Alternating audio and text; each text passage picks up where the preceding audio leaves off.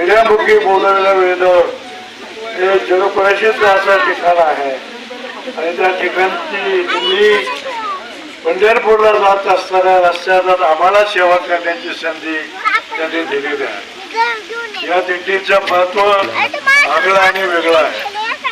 भाड्याची दिंडी म्हणल्यानंतर पंढरपूरला शेकडो हजारो दिंड्या जातात, पण ज्ञानेश्वर महाराजांच्या माध्यमातून येण्यात मुख्य वेद बोलवणारी ही एकच अशी दिंडी आहे। त्या दिंडीचं महत्व आगळं आणि वेगळं आहे। अशा दिंडी जात असताना त्यावेळेला कैलास वर्षी सुनीता गावडे यांच्या माध्यमातून सुनीता वगैरे यांनी ही सगळी सुरुवात केली आणि ती परंपरा अनुभव गेल्यानंतर सुद्धा चालू ठेवण्याचं काम आमच्या वर्षी झालेलं आहे। ही सेवा आपण जेव्हा आम्हाला देतात हे सुद्धा आमचं भाग्य आहे। शेवटी सगळं काय करता असतं, परंतु एवढी मोठी चांगली सेवा संत महाराजांची संत भक्तांची सेवा करण्याची संधी मिळत आहे हे सुद्धा भाग्य वेगळं आहे।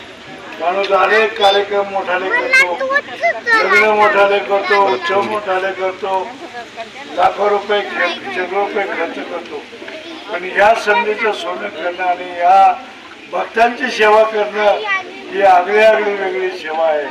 तुमच्या मनापासून व्यक्त करतो, आभार मानतो आणि आमच्या या तुटपुंजा सेवेचा लाभ तुम्ही घेता।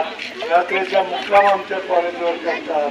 तुमची सेवा जेवढी करतायत तेवढी करण्याचे आमचे संयोजक मंडळी भुमने सर आणि त्यांचे सगळे सहकारी अत्यंत प्रामाणिकपणे करतात।